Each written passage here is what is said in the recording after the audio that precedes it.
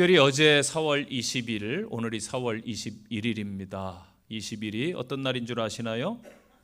예, 맞습니다. 지금은 인식이 많이 되어 있어서 장애인의 날로 지키고, 저 또한 어제 9시 뉴스를 보면서 장애인들이 저렇게 휠체어 타고 가서 지하철에서 시위해야 되고 또 그들의 외침을 또 외쳐야 되는 현실이 아직까지는 안타깝다라는 생각을 해보았습니다. 저희 교단에서도 작년에 결의를 해서 4월 둘째 주일을 장애인의 주일로 지키자. 교회 안에도 많은 장애인들이 있는데 우리들이 그렇게 결의를 교단적으로 해서 저희 침례교단에서도 지키고 있습니다. 장애의 사전적인 뜻은 몸이나 마음에 장애나 결함이 있어서 일상생활이나 사회생활에 제약을 받는 사람을 말합니다. 저는 이에 덧붙여서 영적 결함이 있어서 하나님을 보지 못하는 것을 장애다라고 말하고 싶습니다.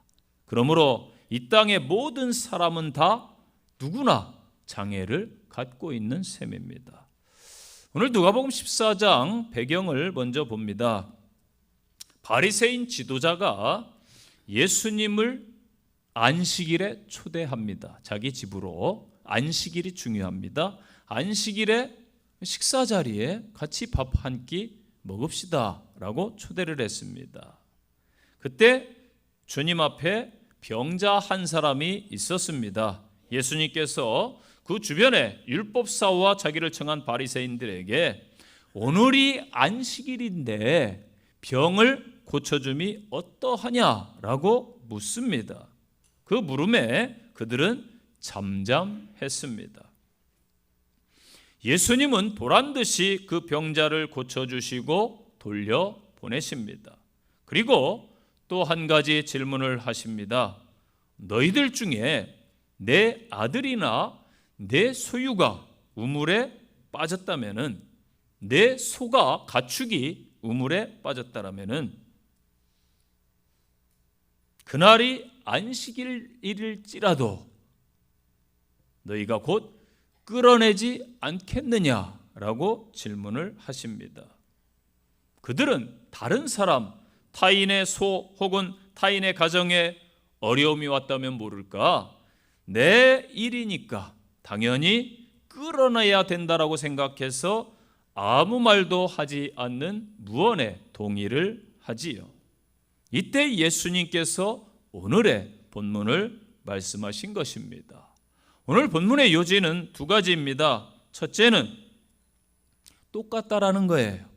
모든 사람은 다 똑같다. 높임을 받으려 하지 말고 겸손해져서 낮아져라. 그 낮아진 마음으로 타인을 바라보라는 것입니다.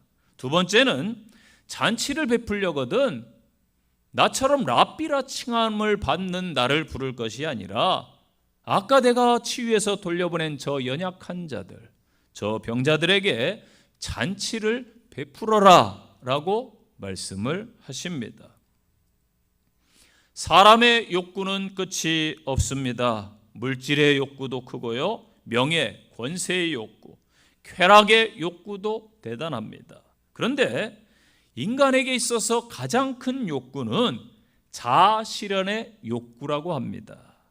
이 자아실현이라는 좋은 단어를 선택해서 그렇지, 인간은 기본적으로 나를 위하는 이기적인 존재라는 이 이기적인 욕구가 누구에게나 있다라는 말씀이지요.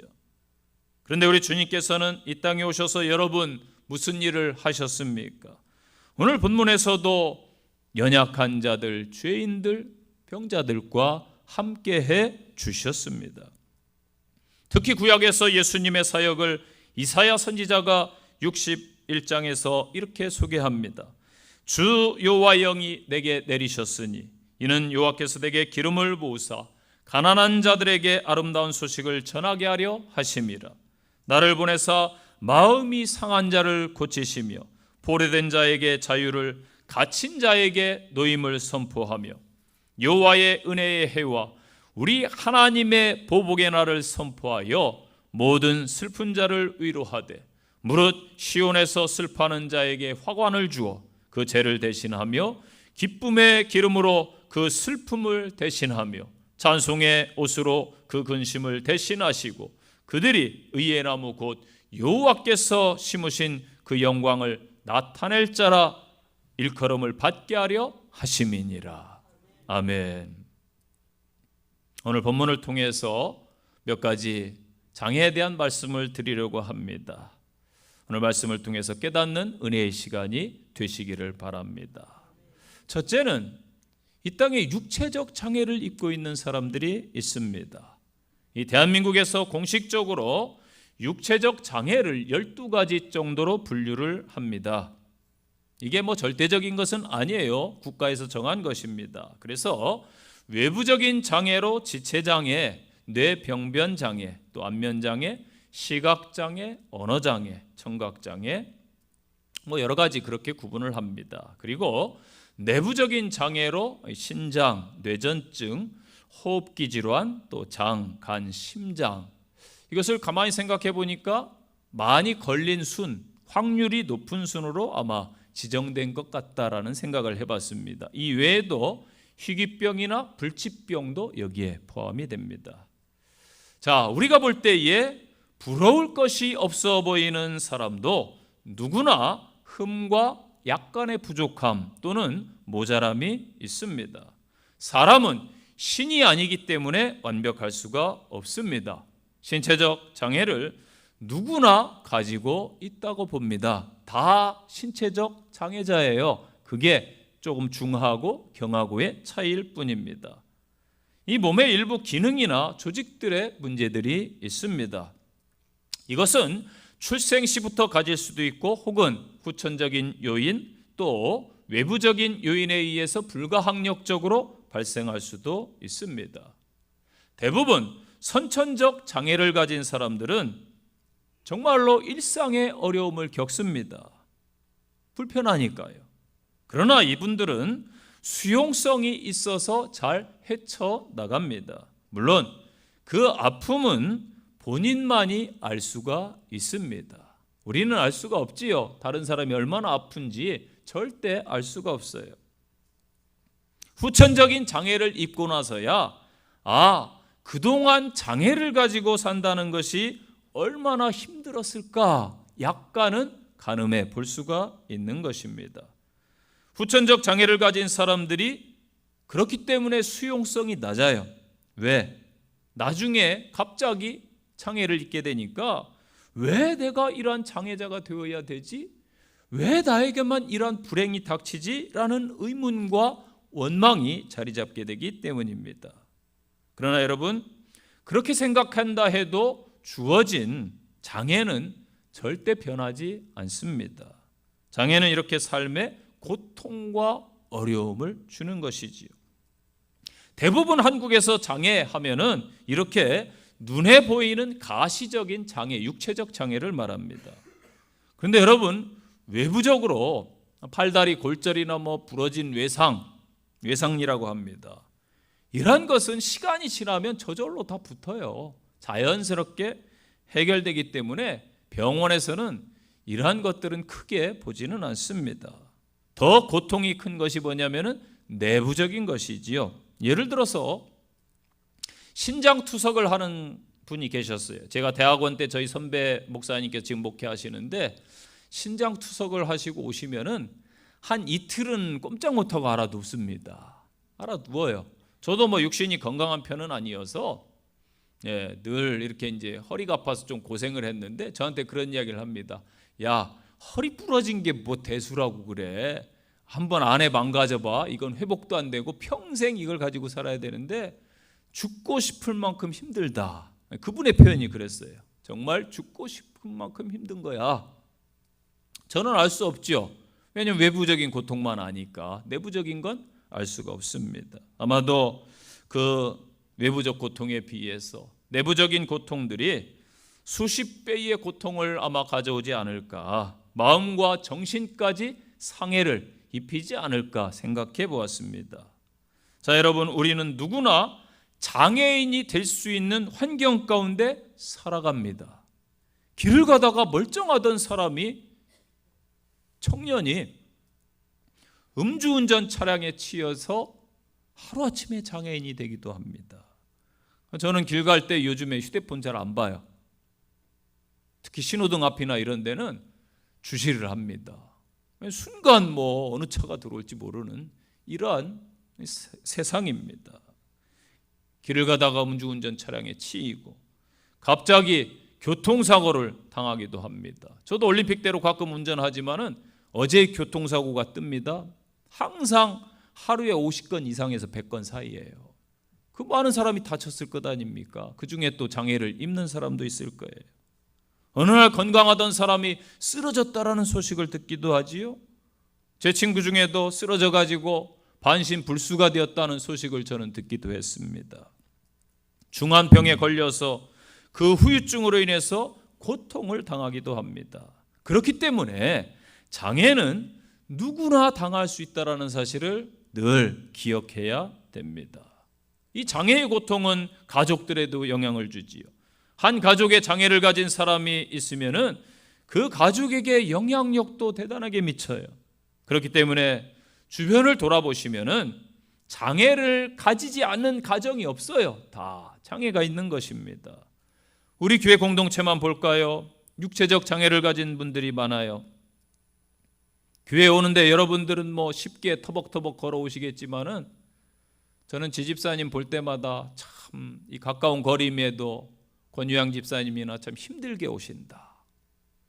또 휠체어로 오시는 분들은 얼마나 힘겨울까. 저는 누구보다도 그분들의 마음을 잘 알아요. 제가 지팡이도 집어봤고 휠체어도 타본 경험이 있기 때문입니다. 힘들죠. 연세 드신 어르신들, 젊은 분들, 아니 왜 어른들은 꼭 엘리베이터 타려고 하고 왜 그런데 욕심이 많대. 아니에요. 몸이 말을 안 들어주니까 얼마나 힘들겠어요. 마음과 달리 몸이. 그러면 우리 젊은 분들은 계단으로 다니시고, 자, 양보 잘하고 계신데 조금 더 양보하시고, 축도 끝나고 집으로 가실 때에 장애를 갖고 있는 분들을 먼저 양보하세요. 좀 기다렸다 가신다고 큰일 안 생기잖아요. 그런데 뭐가 그렇게 급하신지 제가 볼 때는 안쓰러울 때도 있어요. 좀 아픈 분들이 좀 이용하고 조금 기다려주면 될 텐데, 그런 생각이 있습니다. 연세 드신 분들도 잘 대우하시고. 이 교회 공동체가 뭐예요? 그게 사랑이 아니겠습니까? 믿습니까? 그래서 우리의 대부분 어른들은 보이지 않게 다 장애를 가지고 계세요. 이 기계가 오래 쓰면은 고장납니다. 저희 집에 청소기도 고장나가지고 본드로 막 붙였더니 아내가 더 써야 된다고 그래서 제가 하나 사자. 이거 조금 가면 또 고장난다. 어쩔 수 없어요. 기계도 사람도 육신을 가지고 있기 때문에. 안타깝지만 우리의 현실입니다. 지금 전국에 요양병원이 얼마나 많습니까? 요양병원에서 간병하는 분들의 현실은 참 어렵다고 그래요. 너무 힘들어하지요. 앞으로 이 고통은 더 할 겁니다. 선진국이 될수록요, 수명은 늘어나죠. 질병률은 높아집니다. 잘 먹고 잘 살아왔다고 좋다고 생각했는데 각종 질병과 문제와 희귀병들이 지금 늘어나고 있지요. 이러한 시대에 우리는 어떠한 마음으로 신체적인 장애를 바라봐야 됩니까? 사람은 완전할 수가 없습니다. 생로병사를 안타깝지만은 겪어야 될 존재입니다. 그렇기 때문에 장애를 편견을 가지고 바라보면 안 된다라는 것이지요. 당연한 것으로 또한 받아들여야 됩니다. 그런 마음일 때에 타인의 아픔에 공감할 수가 있는 거예요. 참 힘들겠구나, 어렵겠구나. 우리 주님은 특별히 공생의 사역에 있어서 눈에 보이는 육체적 장애를 가지신 분들과 늘 친구가 되셨고 함께 한 줄로 믿습니다. 우리 귀한 공동체도 이 정신 주님의 마음을 잘 계승해 나가기를 간절히 축원드립니다.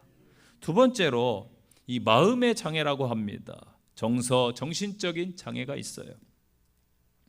현재 대한민국에서 정신적 장애를 세 가지 범주로 구분을 합니다. 이 지적 장애, 정신장애, 자폐장애. 그리고 선진국에서는 이 정서장애, 성품과 인격 장애까지도 포함되는데 아직은 한국은 좀 요원합니다. 현재 대한민국에서 가장 많이 생기는 이 질병이 뭔 줄 아세요? 스트레스로 인한 우울증입니다. 전 국민의 10%가 넘게 이것을 경험했는데 한국 사람은 숨기는 경향이 있기 때문에, 왜냐하면 정신적으로 문제 있다 그러면 불이익을 당할까 봐 숨겨요. 정신과 병원에 처방을 받았다 그러면 이상한 눈으로, 지금은 안 그렇지만은 아직까지는 그러한 것이 있어서 밝히기를 꺼린다고 해요. 그래서 통계치는 더 높지 않을까라는 추정을 합니다. 공황장애나 우울증이나 여러 가지, 요즘에는 흔히 감기가 흔하듯이 우울증을 마음의 감기다 그렇게 완화시켜서 표현하기도 합니다. 이 정서적 증상이 나타나면 이유 없이 우울해지고 삶에 기쁨이 없습니다. 좋아하던 활동과 취미에 흥미를 잃게 됩니다. 과도한 불안과 염려, 걱정을 많이 하게 됩니다. 미래에 대한 희망을 찾지 못하고 과도한 죄책감을 가집니다. 자신이 나중에는 무가치하다 느껴서 나쁜 행동들을 시도하게 됩니다. 저도 목회하면서 여러 이 마음의 장애를 가진 분들을 많이 겪어봤습니다. 청년들이 약을 털어놓고 병원에서 깨어나기도 하고 여러 가지 사건들을 접했는데 의외로 많다라는 거예요.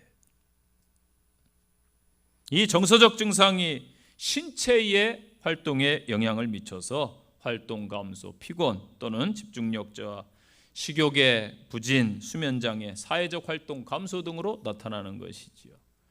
정신적 장애는 개인의 정신 기능이 일상생활에 부정적인 영향을 미치는 것을 말합니다. 주로 이 환경의 영향, 그 다음에 뇌 기능의 이상으로 발병되지요.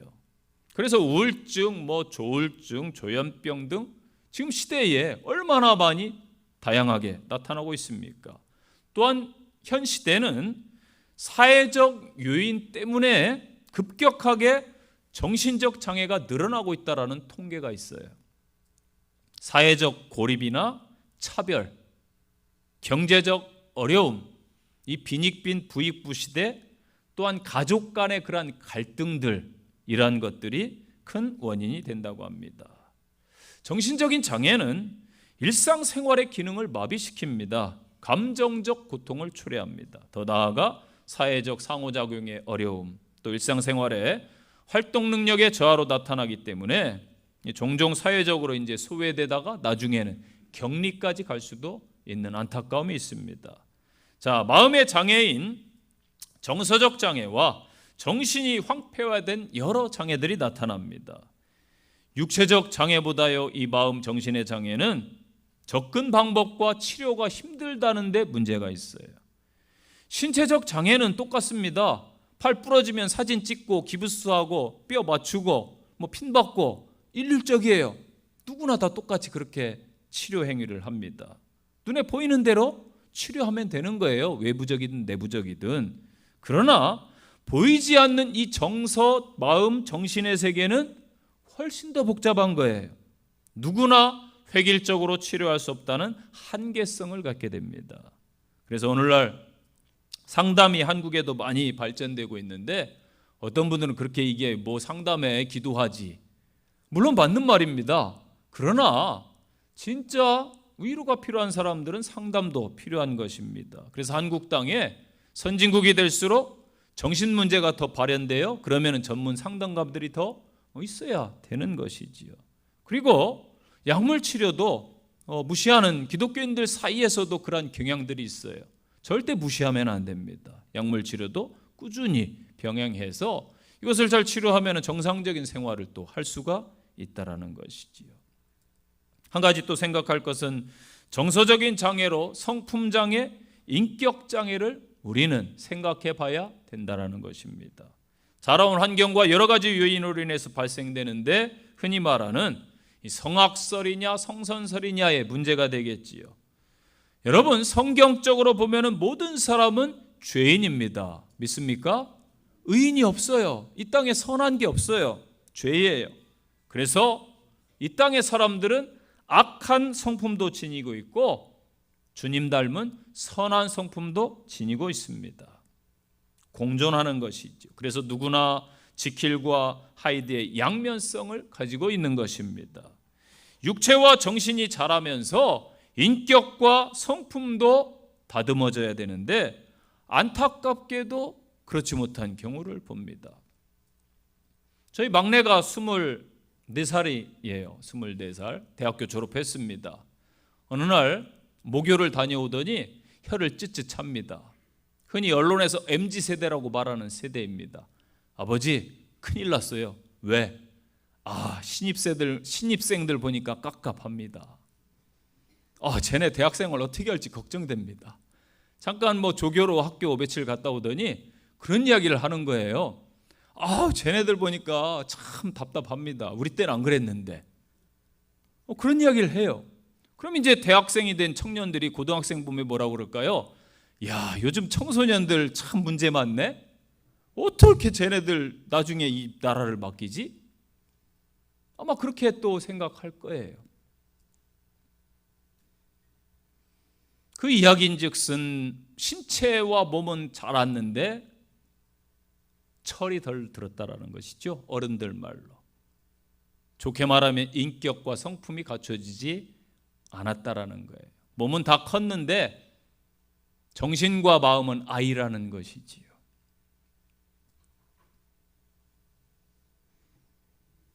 여러분, 오늘날 내 주변인들이 혹 인격이 되지 못했거나 성품에 문제가 있을 때에 갈등을 누구나 원치 않기 때문에 대부분 모른 채 해요. 그렇죠? 저부터도 그래요. 저런 성격이니까 내버려 두세요. 하나님도 못 고치는데 뭘 이렇게 말하는 사람들이 있더라고요. 여러분, 사람은 못 고칠 수 있어요. 그러나 하나님은 고칩니다. 믿습니까? 예수 그리스도 안에서 저는 모든 것은 변화될 수 있다라고 믿습니다. 저는 믿어요. 정말 수요일, 목요일까지 제 몸이 빵빵해졌었습니다. 풍선 여러분 불어보셨나요? 풍선 불고 바람 빼보세요. 어떻게 돼요? 바로 보세요. 쪼글쪼글합니다. 제가 깜짝 놀라서 아내를 불렀어요. 하룻밤 사이에 이 출혈이 있었는데 이 피가 다 어디로 도망갔는지 모르겠어요. 모르는데 피부가 다리가요, 정말 이렇게 부었었는데 쪼글쪼글해진 거예요. 깜짝 놀랐어요. 제가 이 다리를 보라고. 진짜 풍선 바람 빠진 것 같은 생각이 딱 들었어요. 예수 그리스도 안에서는 사람의 상식과 모든 것을 저는 뛰어넘는다라고 믿고 있습니다. 믿습니까? 사람도 변화될 수 있습니다. 여러분은 어떠합니까? 사람을 지으신 분이 인격도 성품도 모든 것까지 고칠 수 있는 것입니다. 저 자신도요, 솔직히 좋은 성품은 아니라고 몇 번 말씀을 드렸습니다. 이번에도 병원에서 수술 받으면서 고민을 많이 했어요. 그러면서 결론을 냈어요, 제 스스로. 내가 아픈 것은 나 때문이다. 예. 스스로 다스리지를 못하니까 막 속에서 문제가 생기는 거예요. 말로는 친구들이 물어요. 야, 목회 어때? 재밌어. 그렇게 말은 했는데 거짓말이었더라고요. 이 기쁨으로 목회해야 된다라고 생각은 하고 있어요. 알고 있어요. 그런데 솔직히 그러하지 못했음을 정말로 하나님 앞에 제가 회개했습니다. 회개했어요. 그걸 보게 하시더라고요. 성화, 주님을 닮아감, 낮아짐. 예수님이 오늘 본문에서 말씀하셨는데 이 성화라는 것이 단기간에 되는 것도 아니고 주님 앞에 설 때까지 자신을 십자가에 못 박아야 됨에도 불구하고 잘 안 돼요. 그래서 바울처럼 나는 날마다 죽노라 고백하고 성경을 읽는데 아직도 내 자존심 때문에, 내 자존심이 있으니까 그러는 거예요. 내 자아가 죽지 못해서 문제인 것이지요. 여러분은 어떠하십니까? 예수님을 닮은 성품, 예수님의 인격을 지향하고 계신가요? 그리스도인답지 못하게 분노, 화 또는 못된 태도에서 문제를 보이고 있지는 않으신지요? 주님을 다시 만납시다. 몸은 어른인데 아직도 아이 같은 내 모습, 인격적이지 못한 나, 어른답지 못함을, 성도답지 못함을, 그리스도인답지 못함을 회개합시다. 우리는요, 성도로서 장애 감수성을 갖고 있어야 돼요. 장애 감수성. 장애 또는 장애인에 대한 반응입니다. 장애인의 다름을 인정하고 장애인을 존중하는 태도와 마음가짐을 말합니다. 저도요, 예전에 목동에서 오다가 지하철이 막 막히는 거예요. 5호선. 왜 막히나 봤더니 전장현 전국 장애인 연합회에서 또 시위를 한다는 거예요. 그래서 제가 속으로 그랬어요. 솔직히 고백해요. 아니, 조금 출퇴근 시간 좀 피해서 시위 좀 할 것이지. 서민들만 죽어나네. 왜냐면 있는 사람들 지하철 타고 다니겠어요? 장관들이랑 지하철 요금도 모르는데 얼마인지. 서민들만 고통인데 왜 저래? 그런데 그분들 입장을 들어보면 또 그 시간에 안 오면 누가 뉴스 하나 안 내보내줘. 그러니 얼마나 그분들 입장도 그렇겠어요. 저도 막 공감 능력이 떨어져 가지고 화가 날 때가 있었어요. 그런데 우리의 이러한, 저만 그렇습니까? 태도를 조금은 바꿔야 하지 않을까요? 장애에 대한 인식이 정말로 대한민국 많이 좋아졌습니다. 바뀌었어요. 그런데 중요한 것은 법과 제도와 정책보다 이 장애에 대한 인식과 태도, 나아가서 문화의 개선이 더 중요한 것입니다. 제가 교회 건축할 때에, 저희 교회는 지금 영등포 침례교회는 5층 건물이지만은 중 2층 건물이에요. 그러니까 높지가 않습니다. 높지가 않은데 제가 집사님들한테 이렇게 이야기했어요. 화장실을 좀 넓혀야 됩니다. 왜 그러냐요? 아니, 혹시나 나중에 휠체어 탄 분이나 장애인들이 오시면은 어쩌야 할 겁니까? 그때 고치려면 힘들잖아요. 몰랐습니다. 그리고 화장실 넓혔어요. 계단이 쭉 있는데 예전에 큰 홍수가 난 적이 있어요. 그래서 제가 엄청 높여서 계단을 해라. 왜냐하면 물에 잠기면 나중에 피곤하니까 그것까지도 해주셨어요. 근데 한 가지를 빠뜨렸더라고요. 장애인이 혹시 오면은 이렇게 길을 지그재그로 만들어야 된다. 누구나 편하게 올 수 있게 그렇게 만들어줘라. 처음에는 이해를 못해. 왜 그러냐. 왜냐하면 저희에게는 장애인들이 없었으니까 그때에는. 근데 누가 장애인이 될지도 모르고 누가 올지도 모르는 일 아닙니까? 인식이 달라져야 돼요. 교회에서부터. 내 가족이다 생각해야 됩니다. 성도 한 사람 한 사람이 예수님의 마음으로 여러 정서적 장애를 가진 분들을 대할 때에 이 땅은 아마도 나아지지 않겠습니까? 그래서 우리가 성도로서 주님의 마음을 먼저 회복하고 주님을 닮아 가시기를 바랍니다. 세 번째로는 정말 중요한 문제예요. 이 신체적 장애, 이 정신적 장애, 정서 장애보다 영적 장애인들이 지금 이 땅에 너무나 많아요. 이 세대를 보세요. 세대를 보세요. 지금 영적 장애인들이 너무나 많아요. 가치관이 무너지고 죄악이 관영하고 재해가 심각한 이 땅, 그럼에도 하나님께로 돌이키지 아니하는, 세상만을 향해 달려가는 영적 장애인들이 너무나 많습니다.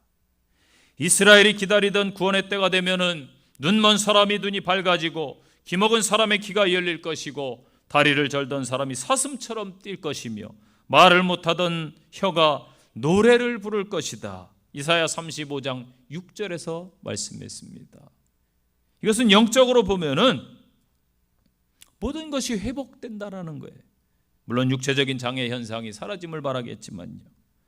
이런 약속의 말씀대로 예수님께서 이 땅에 오셔서 일하시는 가운데 눈먼 사람이 보게 되고 저는 사람이 걷게 되고 나병 환자는 깨끗하게 되고 기먹은 사람이 듣게 되고 죽은 사람이 살아나고 가난한 자 그들이 복음을 듣게 되는 이게 마태복음 11장 말씀이에요. 놀라운 일들이 공생의 기간에 일어났습니다.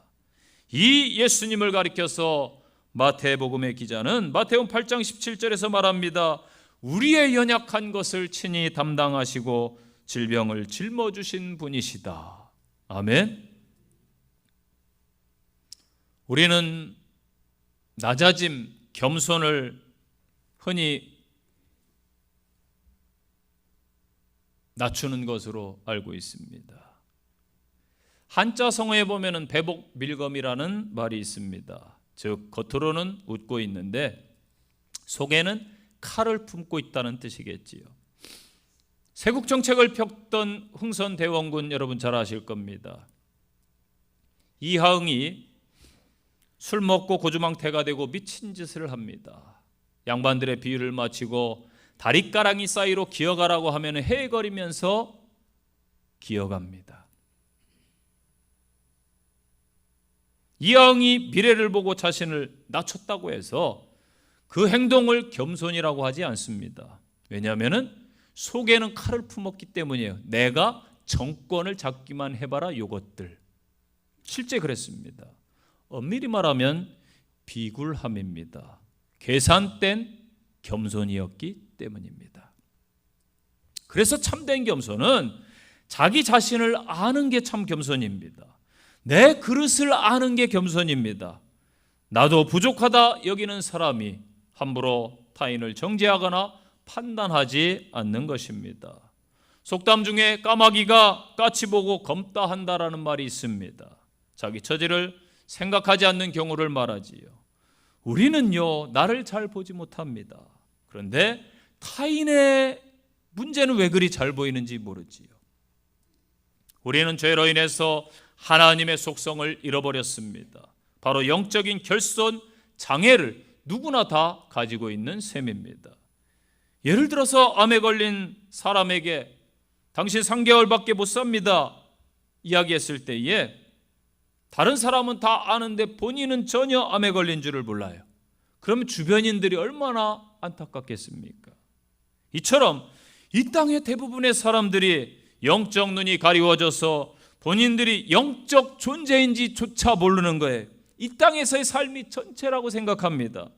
영적 장애로 인해서 심판받고 지옥 형벌이 기다리고 있다는 사실을 모르는 거지요. 이 영적 장애를 치유할 수 있는 분이 예수 그리스도이십니다. 예수님의 십자가의 구속의 피로 구원받아야 영적 장애를 이기는 줄로 믿습니다. 사람들이 아프면 병원을 찾고 마음이 답답하고 괴로울 때 사람을 찾듯이 삶의 고난에 처했을 때 삶의 문제에 직면했을 어찌할 수 없는 그러한 문제 앞에서 근원을 찾아가야 됩니다. 바로 영적인 피난처인 교회입니다. 믿습니까? 여러분, 이 땅에 교회가 왜 필요하다고 여기십니까? 영적 구원의 방주이기 때문입니다. 노아 시대부터 지금까지 마찬가지입니다. 우리들만을 위해 필요한 것이 교회가 아니라는 거예요. 건물을 몇백억 들여서 지어놓고 자랑하는 것이 교회가 아니라는 거예요. 세상에서 영적으로 죽어가는 자들을 위해 교회가 존재해야 된다라는 것입니다. 이제는 복음의 중요성을 통감해야 될 시대입니다. 요한복음 3장 16절 말씀. 하나님이 세상을 이처럼 사랑하사 독생자를 주셨으니 이는 그를 믿는 자마다 멸망치 않고 영생을 얻게 하려 하심이라. 아멘. 요한복음 4장 14절을 기억하세요. 내가 주는 물을 마시는 자는 영원히 목마르지 아니하리니 내가 주는 물은 그 속에서 영생하도록 솟아나는 샘물이 되리라. 아멘. 모든 인생은 누구도 예외 없이 예수 그리스도를 만나야 됩니다. 바로 하나님의 세상에 대한 계획이기 때문입니다. 현재 많은 종교, 이단, 사이비, 심지어 샤머니즘 같이 영적으로 막 하나님께 가는 길을 다 차단하고 막고 있지 않습니까? 고린도후서 4장 4절에 그 중에 이 세상의 신이 믿지 아니하는 자들의 마음을 혼미케 하여 그리스도의 영광의 복음의 광채가 비치지 못하게 함이니 그리스도는 하나님의 형상이니라. 아멘. 길이요 진리요 생명이신 예수 그리스도를 통해서 하나님을 만나 인간은 회복되어야 됩니다. 그분의 형상까지 말입니다. 신체적 장애든 정신적 장애든 불편하고 힘듭니다.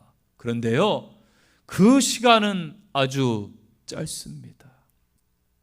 중요한 것은 영적 장애는 다르다는 거예요. 그 시간은 측량할 수 없는 영원이기 때문입니다.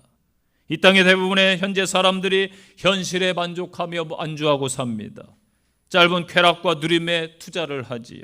그러나 곧 영적 재앙이 닥칠 것입니다. 인간의 역사를 보면요, 대부분 닥친 다음에 깨달아요. 이게 인간이에요. 참 미련하지요. 현재 미래는 우리에게 이미 다가와 있습니다. 환경을 파괴한 인간들에게 자연이 지금 울부짖고 경고하는 소리가 들리지 않습니까? 사막에서 낙타가 홍수가 떠내려가는 영상을 봤어요. 21세기에 이런 일이 생겨요. 우리 주변국에 계속해서 지진들이 막 일어나고 있습니다. 남극과 북극이 멀리 있으니까 못 느끼나요? 극 지점에 이 빙하가 녹아내립니다. 그래서 지금 지구 온도가, 바다 해수 온도가 1도가 올라갔어요.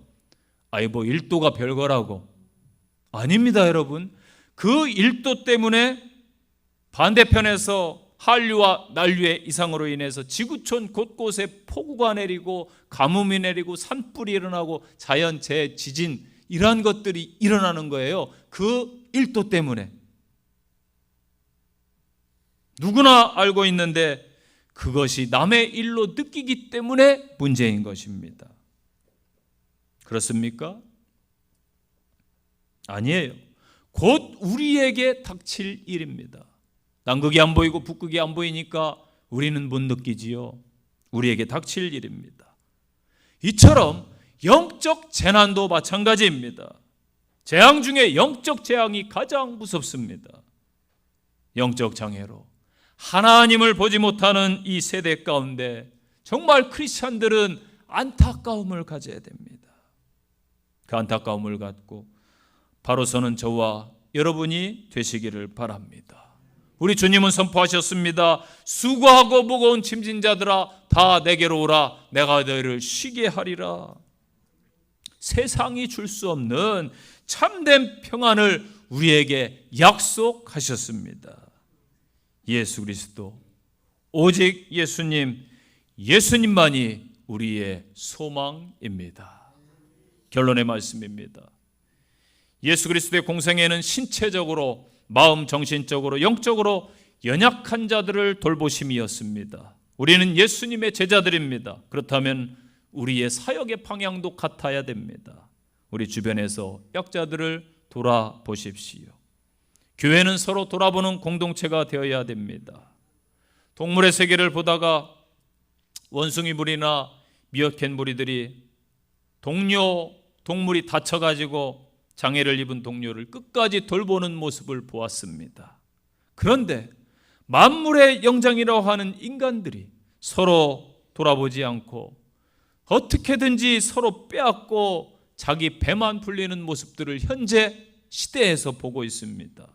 세계 전쟁의 한가운데 있는 러시아, 이스라엘 그 대표적 모습이 아닐까요? 미국 대표적 모습이 아닐까요?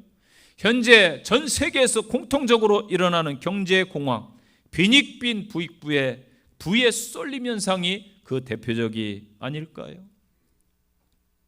유니언 신학교 교수를 역임한 유명한 신학자 나이놀드 니버가 이렇게 말했습니다. 주여 제게 허락하소서.